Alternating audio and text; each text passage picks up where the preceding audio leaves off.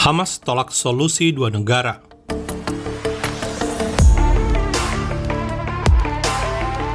المسألة الأولى، نحن لا نقبل حل الدولتين. هذا مصطلح مرفوض، لأنه معناه أنك أنت لك دولة موعودة. إحنا بالنسبة لموقف حماس وموقف الشعب الفلسطيني في أغلبيته العظمى، خاصة بعد 7 أكتوبر، أظن تجدد الحلم والأمل.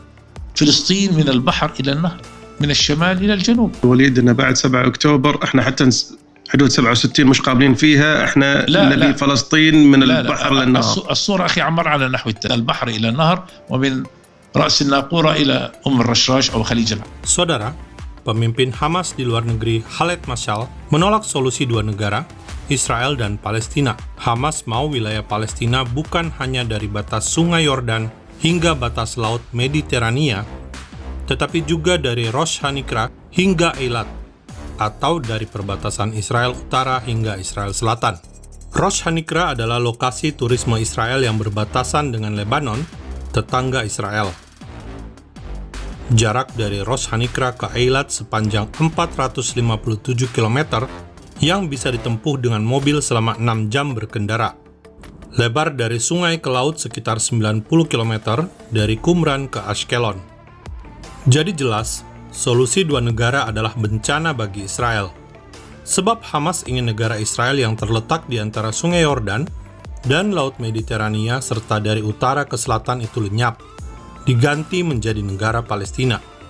Padahal ketentuan Kesepakatan Oslo tahun 1993, wilayah Palestina adalah area A dan B tepi barat, serta Gaza. Jelas pula Hamas ingin merebut Yerusalem dari tangan Israel. Karena itu pula Operasi 7 Oktober 2023 dinamakan Operasi Banjir Al-Aqsa.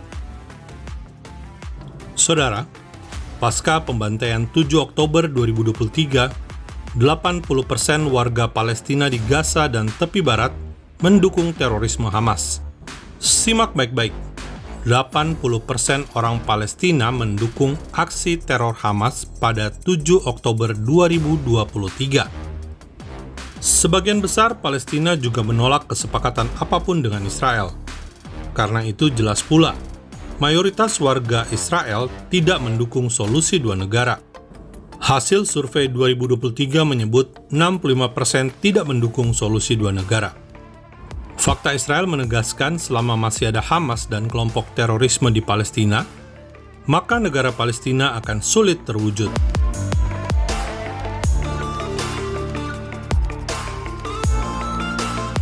This conflict is not on the lack of a state of Palestinian, but the existence of a state, the Jewish state. Every area that we evacuate, we receive terrible terror against that. It happened in South Lebanon, in Gaza, and also Judea and Samaria, which we did it. And therefore, I clarify that in any other arrangement, in the future, the state of Israel have to control on the entire area from the river to the sea. This is what happens when you have sovereignty. This truth I say to our American friends. And I also stopped the attempt to impose us a reality that will jeopardize us. A prime minister in Israel has to be able to say no, even to the best of friends. To say no when you need to and to say yes when you can. Netanyahu jelas menolak usulan Biden mengenai negara Palestina, meski ia masih bersedia terlibat dalam pembahasan. Penolakan Netanyahu tersebut ditanggapi negatif oleh Sekjen PBB Antonio Guterres. Namun Khaled Abu Toameh, wartawan Arab Israel, sepakat dengan Netanyahu. Each time I hear the U.S. officials talking about the two-state solution, especially during this period, I keep asking myself, on what planet are these people living? Are they not aware of what's happening? Are they not aware that this is no longer about land for peace, that we've tried this before? Do they not learn from previous mistakes? What are they talking about? Are they trying to reward Hamas for the October 7 massacres? Is this the answer to the massacre, that, okay, now we will give you a state so that you can use it to launch another attack on Israel? I mean, I don't know. I keep asking myself, on what planet are these people living? Israel menolak adanya negara Palestina sekarang karena aksi terorisme Hamas yang membunuh 1.300 orang dan menyandra 240 orang termasuk bayi dan anak-anak. Sebelumnya pada tahun 1993, Israel mendukung pembentukan negara Palestina melalui kesepakatan Oslo. Namun meredam terorisme seperti yang dituntut dari kesepakatan Oslo tidak dilakukan Palestina. We all want the conflict in this room, also the conflict in the Middle East to end. But Madam Minister, apart from 5 minutes talking about Israel, it will be good, and it would be a European solution if you would dedicate maybe 1 second to talk about Hamas, Hezbollah, and about future perspectives. That would be a European solution, but your people forgot about it.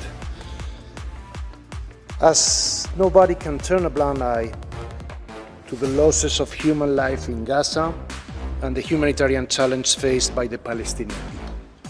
True. As we cannot forget either the pain of the Israeli families waiting in despair for the return of their loved ones. We all want it to end, and there is a solution for that: the release of Israeli hostages and the demilitarization of Gaza. On 19th of October, this parliament agreed by a compelling majority that Hamas can no longer be part of the future of Palestine. As we have always done, we keep supporting a two-state solution. But sustainable peace cannot exist as long as Hamas and other terrorist groups hijack the Palestinian cause and threat the existence of Israel, the only democracy of the region. Remember, we are talking about two parts, okay? Not only one. We cannot ignore either the elephant in the room, the puppet master, Iran. It is now clearer than ever who is behind and benefiting for this crisis. Do we want to be puppets of the regime? By failing to keep our unity, we are just taking us further away from peace. Dear colleagues, at some point this parliament will have to make clear choice to say no to those who murder women, homosexuals, Christians, Jews, to say no to those who reject our democratic principles and deny Israel's right to exist, or face a future where Iran and their proxies will succeed in denying any hope for democracy and peace in the Middle East. And make no mistake, Europe is the next target. From the beginning, our position was clear. October resolution that we made, we set the conditions for peace. I hope and DPP will collaborate that we will do this time again. Thank you very much. Penolakan Israel terhadap negara Palestina bukan berarti Israel mau merebut Gaza atau tepi barat area A dan B. Tidak sama sekali. Israel hanya melawan terorisme yang mengancam nyawa warga Israel dan kedaulatan negara Israel. Karena itu, Amerika, Uni Eropa, OKI, dan Liga Arab harus bersatu guna melawan kelompok teroris, bukan melemahkan kontra-terorisme Israel. Bebaskan sandera sekarang, copot Hamas dari Gaza.